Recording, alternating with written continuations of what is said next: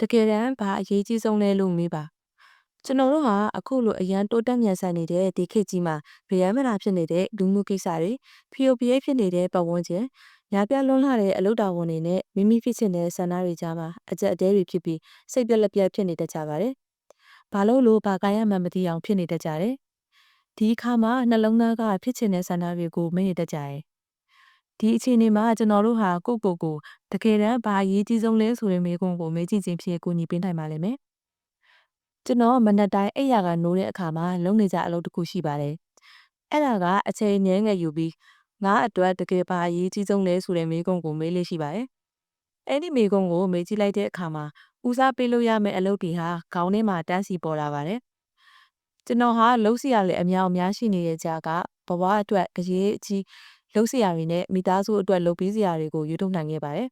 ။ဒီမေးခွန်းလေးကိုမေးလိုက်ခြင်းဟာအလွန်ကိုရိုးရှင်းလွန်းတယ်လို့ထင်ကြရပါ။ဒါပေမဲ့ကျွန်တော်တို့ဖြစ်ချင်တဲ့ဘဝပန်းနိုင်ကိုရောက်စေမဲ့လမ်းကြောင်းပေါ်မှာရောက်နေစီဖို့အများကြီးအထောက်အကူဖြစ်စေပါတယ်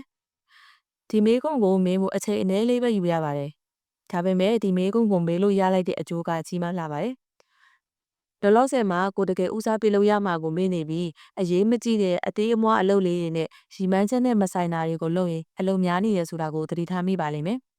။အိမ်ကနေမနက်အစောကြီးအလုပ်သွားရဲ။အလုပ်ကနေမိုးချုံမှအိမ်ပြန်လာရဲ။အလုပ်များလို့စိတ်တူနေတယ်။လုံရမယ်ကျမ်းမာရေးလေ့ကျင့်ခန်းတွေကိုလုပ်ဖို့မေ့နေတယ်။တခါတလေပင်မနဲ့တို့အကြောင်းပြပြီးဘားဆိုင်မှာညာနဲ့တဲ့အထိဘီယာတောက်နေတယ်။မိမိရဲ့ရီမန်းချက်နဲ့စန့်ကျင်တဲ့အလုပ်တွေကိုလုပ်နေမိပါတယ်။ဘဝမှာကြီးမားတဲ့အကြောင်းလေးတစ်ခုဖြစ်ချင်ရင်မိတ်ဆွေလည်းမနက်အိယာကထားတိုင်းတကယ်တမ်းဘာအရေးကြီးဆုံးလဲဆိုတဲ့မေးခွန်းကိုမေးကြည့်ပါ။စိတ်ထဲကနေတေးသေးချာချာလေးစဉ်းစားပြီးဖြေကြည့်ပါ။အဲ့ဒီလိုလုပ်လို့အချိန်အများကြီးမပေးရပါဘူး။တေးသေးချာချာစဉ်းစားကြည့်လိုက်တဲ့အခါမှာလက်ရှိလုပ်နေတာတွေဟာဘဝရီမန်းချက်နဲ့စန့်ကျင်တာတွေကိုသတိပြုမိပါလိမ့်မယ်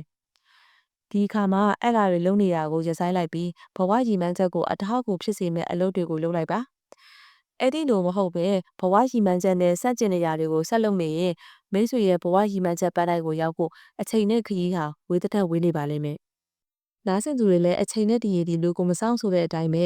ကိုဘွားရဲ့ရီမန်းချက်ပန်းတိုင်းကိုအမြန်ဆုံးရှောင်လန်းနိုင်ကြပါစေ။အခုလိုမျိုးစစ်ခွာကိစ္စစာစုလေးတွေကိုဆက်ပြီးနားထောင်ကြသေးရဆိုရင်တော့ထန်းသက် page မှာ Travel K ကို like follow လေးလုပ်ထားပေးကြပါဦးနော်။ကိုပြပြချင်တဲ့မိတ်ဆွေတငယ်ချင်းတွေရှိရင်လည်း share လုပ်ပေးခြင်းဖြင့်ကူညီလို့ရပါတယ်။ကျေးဇူးတင်ပါတယ်ရှင်။